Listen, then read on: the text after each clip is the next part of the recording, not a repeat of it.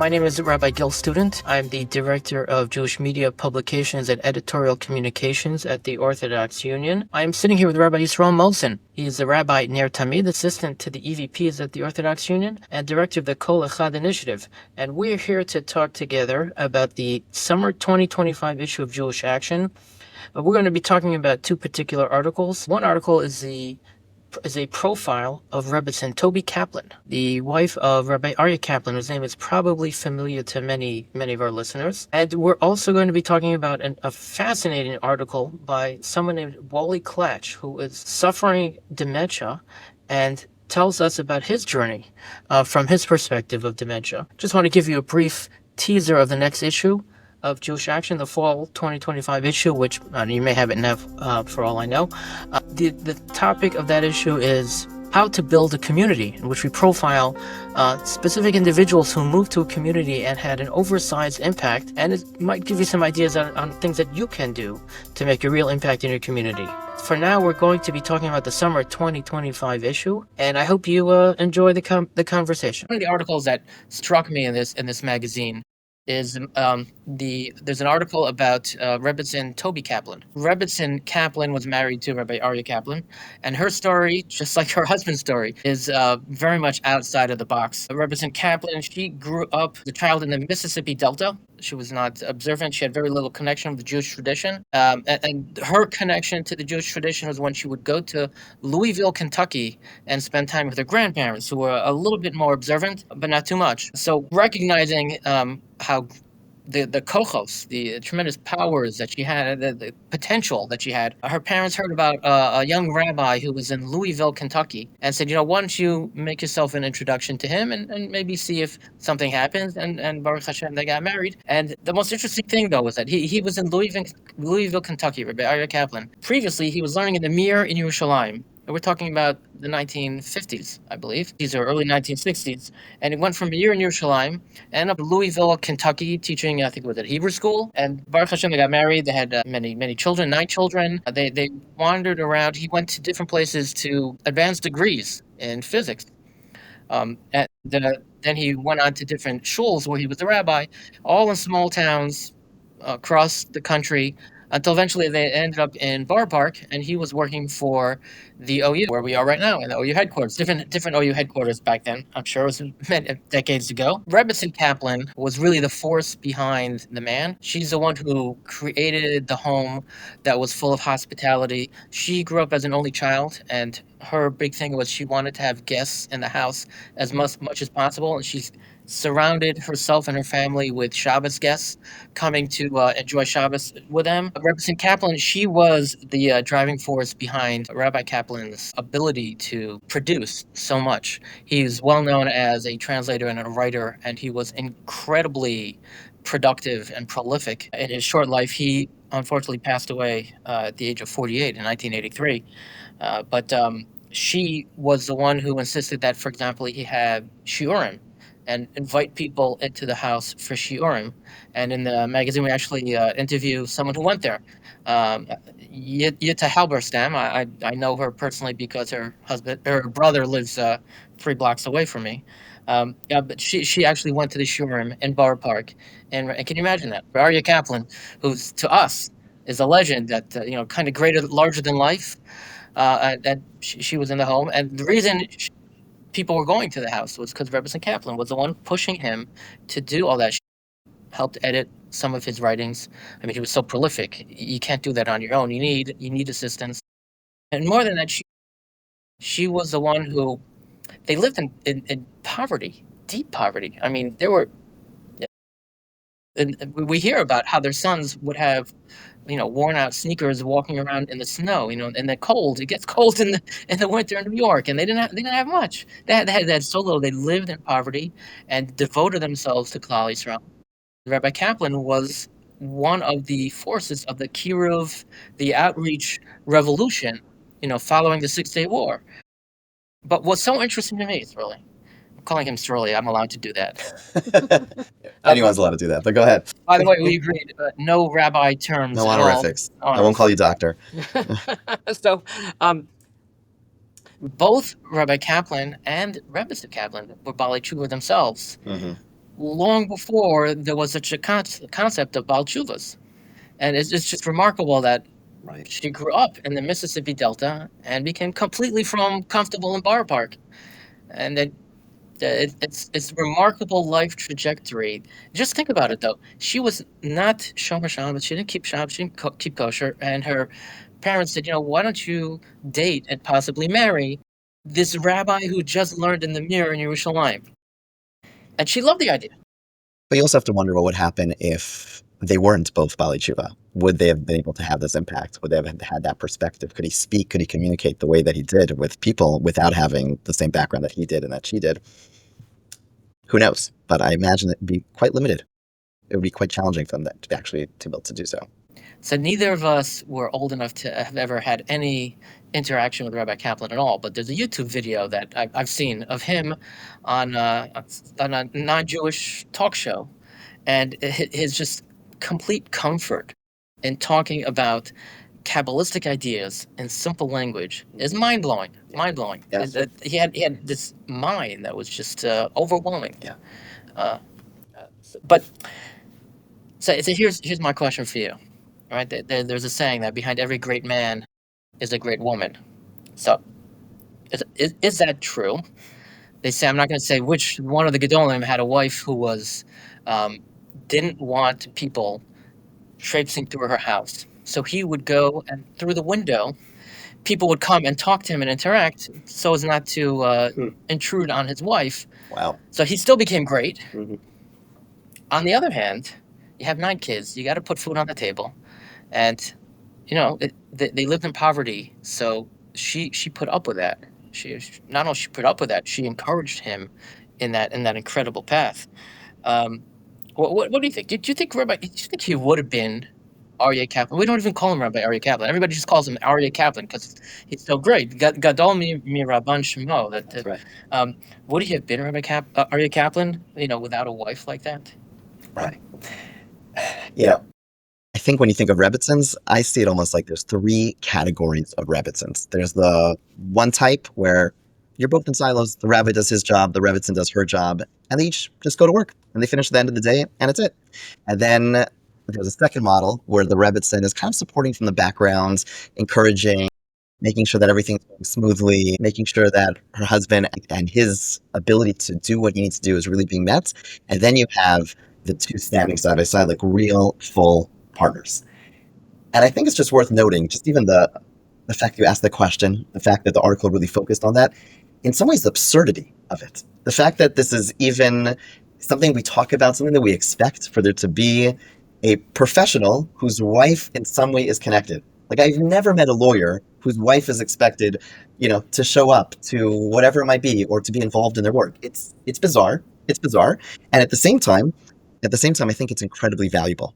Really valuable, but I think it's worth just pausing on and appreciating that it doesn't make any sense. Like you mentioned, I'm a rabbi of a shul, and once in a while people ask me what can my wife do this? Can my wife do that? I say, I have no idea. She's a volunteer. She's an excellent volunteer, but she is a volunteer like any other volunteer.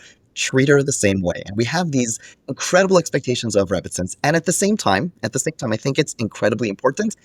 And I really hope it's not something which is, lost today, where this was only true back in the day when you had a household where you had the woman staying at home and therefore able to support their spouses. I really hope it's not something that we lose, because I think there's so many incredible benefits to having a Rebbetzin like Mrs. Kaplan, Rebbetzin Kaplan, who is able to really support her spouse. So for example, the rabbinate is all consuming.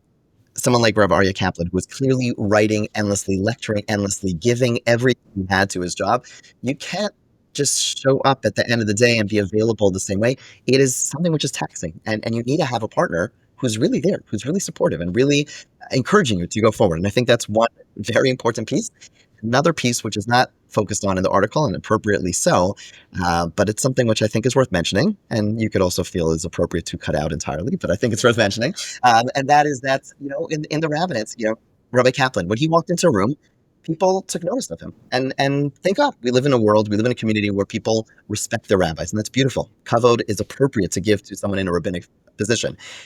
But, there was an article in The Atlantic a few years ago titled Power Causes Brain Damage. Power Causes Brain Damage. And they actually cited a couple of studies which show that when you say yes to someone too many times, there are actually some preliminary studies showing that your brain patterns change. And eventually you stop being so empathetic. And all those skills which really brought you into the position of leadership in some way are lost. And you sometimes see that, sadly, where someone perhaps has too much going their way and eventually they lose sight of the people that they're supposed to be shepherding, the people they're supposed to be caring for. They get detached from the people who used to surround them. Correct, the people they used to care for. But again, it changes when there's too many yeses and too much kavod.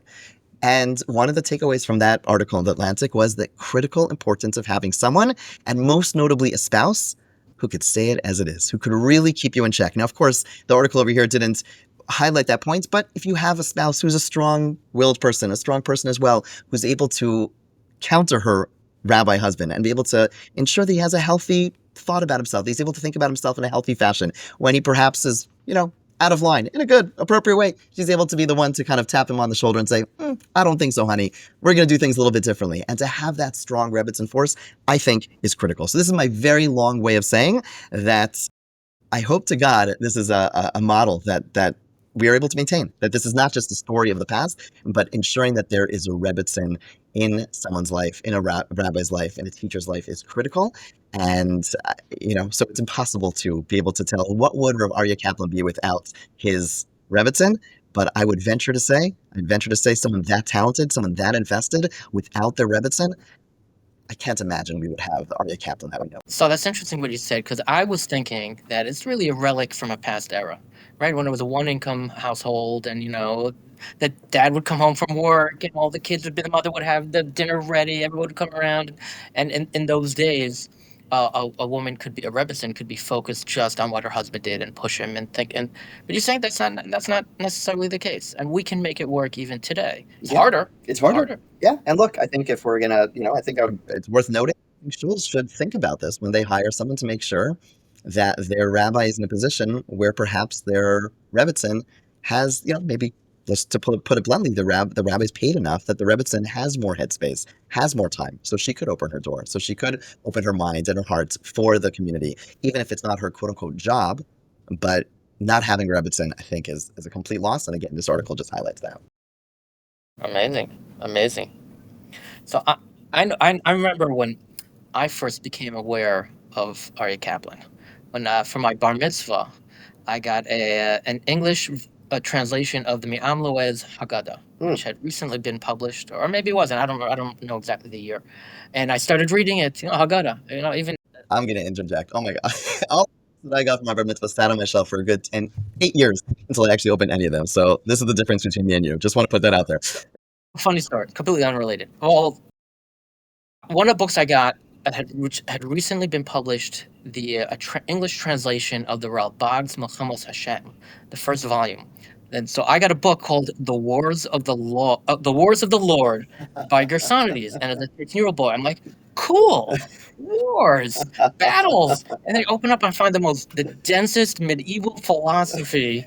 I didn't understand what it was. Now, years later, I was able to look at it with more understanding. You need background to study people. The Ralbag's Milchamos Hashem is one of the densest works of medieval philosophy you could find. But there was a bar mitzvah present because it had been recently published. Someone probably went into the Judaica store and said, "Oh, cool, wars, argument to kill." But so I also did get the Mi'am Loez Haggadah, and I remember reading it. And at the beginning, he says, "Many people don't know this about me, but I'm Sephardic. Rabbi Aryeh Kaplan was Sephardic." Get out of here. And I read that, I'm like, who is this guy that he thinks I even know, that I've had a thought about him? And a few years later, I suddenly discovered his other works. I was like, wow, okay, now I understand why people were talking about him and thinking about him. Interesting. Wow. So when did you first discover Aryeh Kaplan? That is a good question. So much of my elementary, middle school, high school schooling was in fairly yeshivish places where, questioning, discussing things that are not on the daf, the Gemara, are not exactly part of the curriculum, not encouraged, in some places discouraged. Didn't do it for me. And I don't exactly remember when, but at some point I stumbled on one of his books. I can't tell you exactly at one point in my high school, teenage years, which book it was, but I do remember being blown away. being blown away by how sophisticated it was.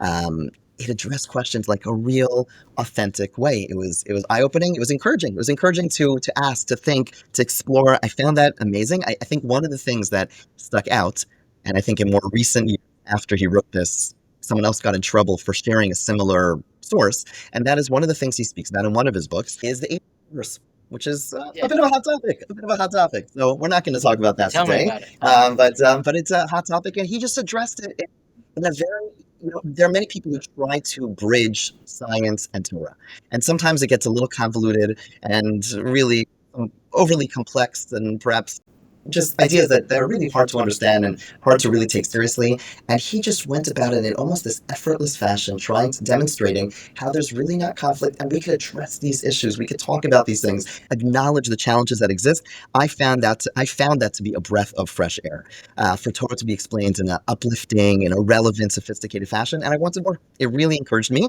And to me, what I find interesting is that I don't know how many people in my worlds were exposed to Aryeh Kaplan. Aryeh Kaplan is more typically seen as the books that he wrote were more typically written for Bali Tshuva, for perhaps the NCSY world, the day school world, which is a pity. It's a pity, but I would also just, again, speak from my personal experience. It has so much relevance to every population, and I'm finding that more in the later years, when at a later point in my life I was doing some outreach and trying to look for a model of someone who could speak to deep Jewish ideas in a real way, in a way that doesn't really put things down, in an authentic voice. And I remember looking for the Aryeh Kaplan books on my bookshelf, because it really gave a model of what it means to teach in a way that doesn't have fluff, in a way that has real Torah sources, and also relevant. I actually never saw even a video of his, but he doesn't strike me as a cool person per se, but he was so cool because he was relevant, and relevant doesn't mean talking about the latest fads. Relevant means he's talking about questions that people are dealing with, which I thought was, again, also refreshing, and there's no topic to be afraid of. So If I could, yeah, there's a video on YouTube. Everybody should check okay, it I'm out. gonna have to check it out. And he speaks almost in a monotone, like completely calm I love it. and effortless and completely convincing and just comfortable with all the facts. Really unbelievable. Interesting, but there's no charisma. I mean, it sounds like it did from the pictures. It doesn't look like a charismatic individual, but he had content. He had real, genuine content that spoke to you. That's what I love. I hate charisma. I don't trust charismatic people because I think they're just manipulating me, maybe not even intentionally, Right. but I'm worried about being manipulated. There's a Maharal in what's the sefer called? He has What's it about? he has a section on Torah, like his book on Midos, Nesivos Olam. Nesivos Olam. So in Nesiv Torah, I'm pretty sure it's Perek Yud. He talks about reading. Can you go to college and have a non-Jewish teacher? Yes, and he was living in the 1600s, when it was a very different time. He lived in Prague, which was very educated, and people were his own Tamid were studying astronomy with Tycho Brahe, who was one of the biggest astronomers in the world, in Prague. So he says you shouldn't go to class or hear a lecture from someone who's let's say a Christian who might interject his own philosophy and his own ideology, but to read a book is better. To read a book is okay. You can read books by not non-orthodox writers because you won't be convinced by their charisma. You can evaluate it slowly. And to me, that's when I hear a charismatic speaker, I'm thinking I'm not able to evaluate that properly. But when someone is just no charisma at all, just all the facts, that's what really attracts me. That's what's great about him, and you can tell that from his books. Right. I mean, this is the drasha. No fluff. But this is the drasha Saran, where he speaks about Moshe having no charisma and being a benefit. The fact that he had a speech impediment was actually a positive, because that allowed him to convey the content, and people took the content for what it's worth. If he sounded like Rabbi Jonathan Sachs, it'd be a little bit difficult to really assess the content. So he was the anti-charisma. So how do you know that Moshe Rabbeinu didn't have an English accent? Because that would have been convinced people. So it's Rosh Hashanah. Spoke like a New Yorker, obviously. Not from New York. We won't hold it against you. So I'm not going to tell you my answer first. I want to hear your answer before I give you mine. But what's your favorite book by Rabbi Aryeh Kaplan for yourself and to recommend to others? Recommend to others is easier because I find his books relevant to so many different scenarios. Just yesterday, I was sitting with someone who was complaining to me about how davening is stale and why don't we borrow more from Buddhism and we need to have more meditation. I'm like, here's the Aryeh Kaplan on meditation. Like, you're right. And then the Bar Mitzvah boy comes in a month ago, tefillin are the most bizarre looking things in the world. What is this? Here's the tefillin from Aryeh Kaplan, right? I mean, every topic that is somewhat challenging that we need to talk about, he's written something about it, right? Tisha B'Av is around the corner. He's, the story of Tisha B'Av is one of his books, right? He's written about everything. And I think I have to mention, even though it's not my personal favorite, and that is, what's the one about why bad things happen to good people? If You Were God, right? Is that what it's called? If You Were God. That's the classic that everyone recommends. It's a beautiful thought experiment, which is compelling, and I've recommended it numerous times to people who have been challenged with the question of theodicy, of why bad things happen to good people. But personally, I think the book that impacted me, that spoke to me, is really Hasidic Masters. I actually forgot that he wrote it. You jogged my memory, but Hasidic Masters really opened my eyes to the depth of the Hasidic Rebbes and understanding a little bit of the sequencing of Rebbe to Rebbe and what they were trying to teach, what they were accomplishing, a little bit about the context of their teachings. It struck a chord. What about you? Definitely not Hasidic Masters. I'm the House Litvak. Sorry, guys. You're a shul rabbi. I'm an internet rabbi. Okay. So I get a lot of questions from people with major hashkafic questions and doubts. And for me, the best book for that is a Handbook of Jewish Thought. Interesting. Now, personally, I love it for the footnotes, but it's also his effortless explanation of the Masorah, of how everything interacts with footnotes too, Rishonim and Achronim. It's mind-blowingly brilliant. He probably wrote it in a weekend, But it's incredible. And after he passed away, they published Volume 2, which I think was largely in manuscript. Rabbi Aryeh Khan, from Bar Ilan. I remember he told me that he worked on Volume 2. I not only do I recommend it to people, do I love it myself, I actually have bought the people. Please don't come to me asking me to buy you copies, but I have bought it for people who I found I thought were struggling and could really benefit from it. Interesting. And I tried to give it as bar mitzvah presents and things like that. Was that part of the new publication? The OU just republished some of his works. We republished. Oh, we should have had a copy here. There's a picture in Jewish Action, actually. If you look in the magazine, there's a picture of those are the thin books, like Sisters and things like that, and If You Were God. But the Handbook of Jewish Thought is a bigger book. We couldn't really fit it in there. That's my understanding. Got it. But so Rabbi Kaplan, Aryeh Kaplan, was just a generational giant. And a part of it is he passed away young. So many of us have heard about him, but didn't really have that opportunity to interact with him. Right. And lahavdil, but every entertainer says, leave on a high note. And HaKadosh Baruch Hu, just like the Arizal and the Ramchal and the Ramah, they left, and the Shach, he's among those who left on a high note. Okay. Another article now? I think it's time. We want to cover 2 articles in. Okay, so let's do it. So there's another fascinating article, actually a first-hand account, but it was actually written by Jewish Action's editor, Nechama Carmel, who is still behind the camera. And so... We'll get her out front sooner or later.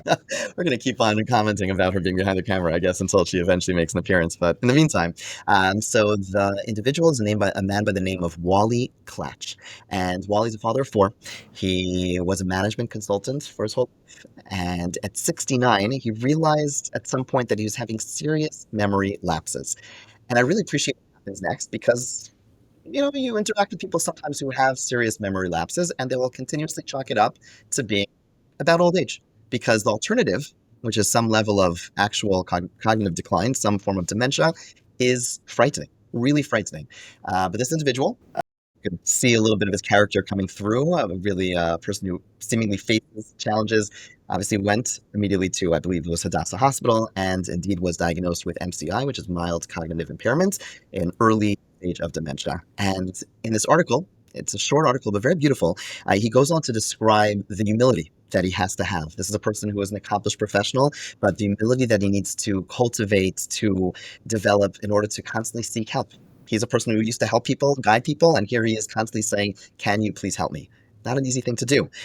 Another thing that he highlights is the confusion of speaking to people. He describes how he could be speaking to his own child and forget the child's name, and how unsettling and complicated that is, and frightening it is to be able to have to forget your own child's name in the process of a conversation.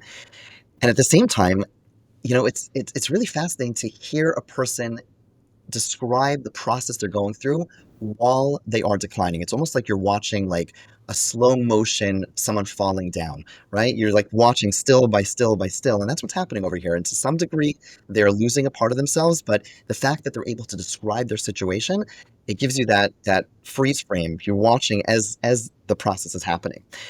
That said, it's actually a very positive piece because he describes how in losing some of his cognition, it actually in some way opens up his heart. It opens up his emotions, and he finds himself being a much more emotional person. Uh, I find to be a fascinating idea. I imagine like someone like Oliver Sacks probably wrote about these types of things where you lose one type of feature and then another one comes in the way. And here's a person who's clearly a very thoughtful person, a person who very much saw himself as a thinker, and here he is hugging people in the streets who he appreciates, which is beautiful. I find to be incredibly beautiful. And he himself is on a mission to encourage people to talk about death, to talk about dying. And the article finishes in a very poignant way. And I'm actually going to quote the article if that's okay, because I found it to be very beautifully written. And he writes, I guess it's a spoiler alert because I'm jumping to the last paragraph, but it's just such a beautiful. I give you permission. Thank you, Gil. I appreciate that. I'm trying to live more fully and make every moment of my present life that much richer. And this is a very important idea, an idea that we all, know in the back of our minds. Maybe we're reminded on Yizkar, our important times, or when we go to a funeral, but that when we come face to face with our mortality, it awakens us. And here's a person who is very real with the fact that they are facing the mortality and they're using it to encourage themselves and to motivate themselves to really live a richer life, which is amazing. And we should all really follow in this person's footsteps. Now, the last thing we spoke about was Aryeh Kaplan, and I found it kind of ironic. If I remember correctly, and I could not find this, but in one of Rabbi Aryeh Kaplan's articles, he speaks about what does it mean to be an individual. Actually, speaking about AI, he's speaking about technology, and as it develops, what does it mean to be human? He's speaking about different machines. They'll replicate humans to a large degree. And if I remember correctly, the conclusion that he comes to is ultimately memory plays a significant role in really defining who we are as humans, that our memory is critical. And this obviously poses a challenge to someone who experiences memory loss and eventually doesn't have their memories or is not able to access their memories. Who is this person? And there's not just a philosophical question, there's a very practical and tragic question. You have people who have their loved ones, whether it's a parent, whether it's a spouse, and their loved one doesn't recognize them.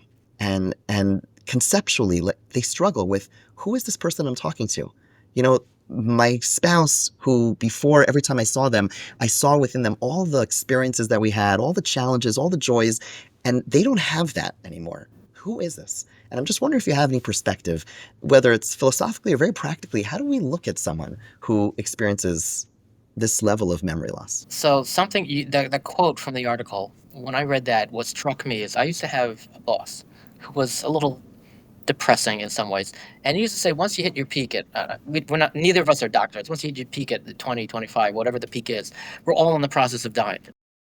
And his perspective towards later in life, going through dementia, thinking about the process of dying and trying to make the most out of life, to me, we should all be thinking that way once we hit 20, 25 or whatever. Yeah. It's all downhill from there. Yeah. Mr. Shem, it should be a slow decline, but our bodies are slowly falling apart. And once you hit 40, I remember the day I hit 40, my back started hurting. Now, I think that was psychological. Probably in your head, but yeah. There's the beautiful, the Rabbi Meshul used to say this every year. I don't know how he got away saying the same drasha every year in Yom Kippur. Blows my mind. But he used to say this beautiful thought from the Chafetz Chaim, who talks about a postcard. Remember those? And talks about a person writing a postcard. And when you start writing a postcard, you write. And then when you realize you have more to say, but you don't have so much room left, the writing gets smaller and smaller and smaller. And it's that idea. Then when we recognize there's an end, that it's going to finish at some point, then we start cramming it in. We're supposed to start cramming it in and really try to make sure that we're living a meaningful life. So when he's, what is he in his 70s now? Yeah. 70s something? Not cool, exactly. More or less. We're not going to hold him to Even though exact he's behind the camera. We should be thinking about that in our 40s. Yeah. I remember hearing stories about Gedolim who, like, on their deathbed had, I need to finish the Sefer, I need to finish Shas one more time, and you could start that in your 40s, and Mr. Hashem, you should live a long life and accomplish a lot. But we gotta plan. A lot of Jewish thought today is about how don't think about the future, think about today, and try to make the best of it. Live a simchas chaim, and I'm not like that at all. I believe you should be constantly be thinking about death. You're a pretty joyful person. I just want to point that out. And try to make the most of your olam haba. So, Sharm, you mentioned the Ramchal. This world is just a prose. I mean, it's not him. It's quoting Pirkei Avos. But this world is just the lobby to the olam haba, and we should be thinking about that. Mhm. We should be. It's good for us to think about death. We shouldn't be living with anxiety, but we should be thinking about: am I living my life so that I'll be proud of it? After 120 years. Right. And I appreciated his perspective a lot, but that's totally not answering your question. Not at all. All the way off that tangent. So, where Aryeh Kaplan was coming from was science fiction in the 60s and 70s, which I'm a big fan. When I was a kid, I read every Isaac Asimov book, every single one. But I don't know if that's necessarily the machria. I don't think that's the final word on what a human being is. There's more to it. One of the remarkable things about this article, I've never ever heard the perspective about dementia from someone suffering from it. Right. I only hear from the caregivers. Right. And if you have not read this article, you must read it. It will change. It will change you in terms of compassion, in terms of love, and in terms of just understanding the challenges that he's going through, but also makes you think about the challenges that everyone else goes through. And we all go through challenges as well. But what I have seen in people with dementia is that all the fakeness is gone. Once you tear away their memories, they don't really know with whom they're interacting. It's just the true essence coming out. And I hope when Chas v'Shalom, I should never reach that point, but when my true essence comes out, it's not a grumpy, cynic. Right. It's one of my mother's friends is going through that right now. Doesn't recognize anybody, but she's always happy. Beautiful. Go visit her, and she's just happy about life. Every day is an opportunity and a joy. And we should all strive, while we have the abilities, to change ourselves, to be more optimistic. Think about the good things in life. The Rambam writes in Moreh Nevuchim. You didn't think we'd be quoting Moreh Nevuchim in this podcast, but that when you think about evil and all the bad things that happen in this world, the greatest chesed is just existing. It's better to exist than to not exist. And it's very hard to think that through when you're in pain or when something bad happens to you. But the greatest chesed is that you're alive.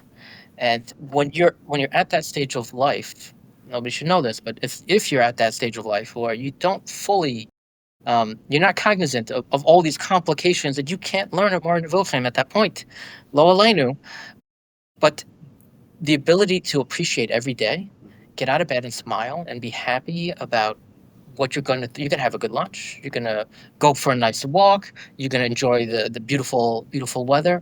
That alone is just to be able to enjoy that is incredible chesed. Olam haba, they can't do that. This is something that Hashem, a gift. Every day is a gift. And, it's corny to say that. I understand people. I know it's corny. But it's a Moreh Nevuchim. So you should accept it that just because it's there. And it's life-changing if you live that way, if you truly wake up and say Moda Ani and really mean it, which is what exactly Wally is describing. It's that sense of recognizing what I have today, even though it's very different than what he had a year ago or 2 years ago. That the life that you experience, the richness of such a life is worlds apart of the person who wakes up with Magieli, like everything comes to me, I deserve everything. That type of mindset is corrosive, is ultimately one which is depressing, as opposed to that person who has that refreshing view. So there's a local newspaper near me that likes to ask questions, fun questions of people. And one of the questions that they've asked is, "What's your favorite bracha on the Shemona Esrei?" So it's whatever. It's a question. You're a guest on this. Sometimes I am. Yes, Sometimes I am. We're not promoting any periodical except for Jewish Action. But so in that question, and I'm looking at the answers, and I'm thinking, with no disrespect for anyone else, my answer would be, okay, if we're in a time of war, so it would be Sim Shalom. That's what I think should be everybody's answer during a time of war. But beyond that, Modim. How could that not be your favorite? Right. That changes your perspective on life. If you live a life of modim, then you, no matter what happens, I mean, look, life is complicated. Life is hard. Life has its challenges, but the very fact that we are alive means we have more to do, more that we can do. Right. That's very interesting because I don't think I initially thought of this article as an article about gratitude, but you're absolutely right that a part of what comes out of his writing is the gratitude that he has and the joy that it gives him. But also, as you're speaking, it also occurs to me that part of it is the fact that he has a mission. One of the things that he highlights is the fact that he's here for a purpose. And so often when a person loses some of the faculties that they have, even just aging, people get older and it's hard for them to accomplish the same way. Okay, I'm going to just relax right now. Many people find that very depressing, understandably so. We are created to have meaning, and when we don't have that, when we're not able to express that, it's depressing. It really takes us back. And here you have a person who has every right to say, I'm losing things, literally losing it. Like I'm not able to think properly. And nonetheless, they're committed to live their life with a mission. And you see the way they express themselves. There is a sense of joy, a sense of purpose. When my kids are younger, let's say teenagers, teenage boys like to just veg and do nothing. And it drives my wife crazy when one of our sons is just doing nothing. Back in the day, was doing nothing. And I'd say, just let him do it. He'll go out of his mind, get it out of his system, and then he'll get up and do something. He'll go to the basement, even though there's banners on him and there's nothing going on, because there's a limit, because we have to be productive. Our laziness is one of the strongest forces in our body. It's a real nisayon. It's a real challenge for us to overcome our laziness. But eventually, if you just give into your laziness, it'll drive you crazy, because we're really created to do something. Interesting. So, one of the things that he laments in this article, again, very positive article, but he laments the fact that there are not any Jewish support groups for people in the same type of life position. People who have their own decline. There are Jewish support groups for spouses of, caregivers of people who are experiencing cognitive decline. But for people themselves who are experiencing cognitive decline, he doesn't know of any Jewish support groups. And I'm just curious if you have any thoughts as to why that might be.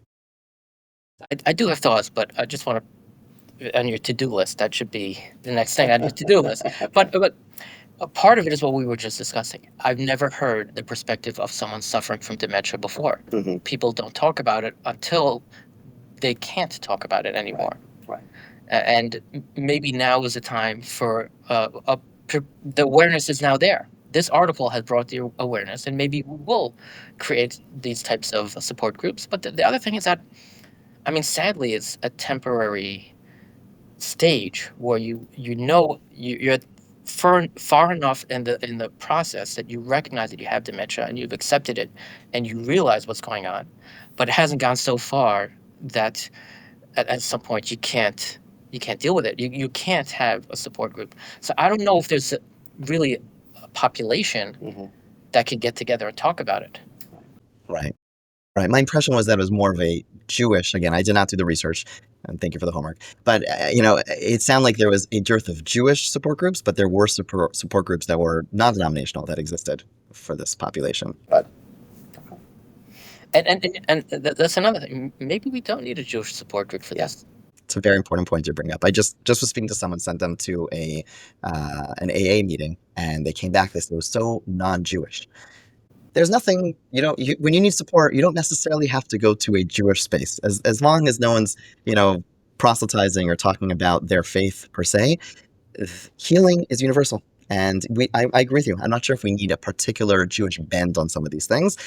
We believe that there is wisdom and there is knowledge and there's growth to gain from the broader world, and we should take advantage of it. And sometimes we lose out by looking for a particular hefsher on it. I know we're at the OU, we love hefshers, but at the end of the day, so many things could be appreciated in the broader world. And I agree with you. I think a general support group might be very valuable.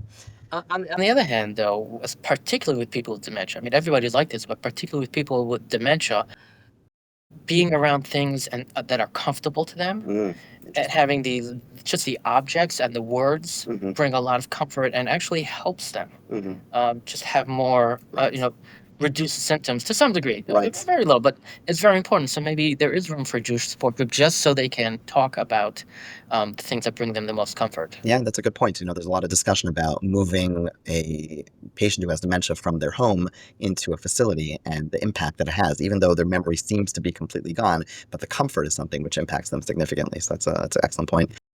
One last question for you, and that is that he mentions that he would love to learn more about Torah sources that refer to dementia or memory loss. I'm curious, what have you found out there? What Torah sources can we speak to about memory and specifically about memory decline? I can go to the obvious. I'll just go to the obvious, and that's there's a halacha, but there's a Gemara in Brachos stuff, Chesed Beis. Don't check me on that, but that's what I believe about. You should be careful about a Talmid Chacham who forgets his Torah, and compares him to the broken tablets, the Shivrei Luchos, and just like the Shivrei Luchos, Moshe Rabbeinu carried around with him, treated with enormous respect. We also have to think of a Talmid Chacham who lost his memory. I mean, but think. Hold on, let's take a step back. Talmid Chacham is an intellectual, someone who devoted his life to intellectual pursuits. And when someone like that has dementia and loses his intellectual capabilities, what is left of him? If he's in the stage where he recognizes what's going on, think of how depressed he must be, how frustrated he must be that the one thing that was most important to him is gone. But the Gemara specifically says to someone like that, you have to show the same respect that you used to show to him. Beautiful. And there's, of course, the I remember when I started learning Gemara, and I used to come across Rav Yosef every once in a while, and I thought it was a little of the Talmidim were joking with him. They would say something, Rav Yosef said, "Oh, that's great, where'd you hear it?" And they would say, "You taught it to us." And you read Rashi, but you don't really fully appreciate it until you see it so many times. Rav Yosef was the Gadol Hador who was known for his memory, and then he got late in life, he got sick, and he forgot a lot of it, and he started to bring some of it back, recover it to some degree. But his Talmidim were not saying, they're not joking with him, they're not making fun of him, chas v'shalom.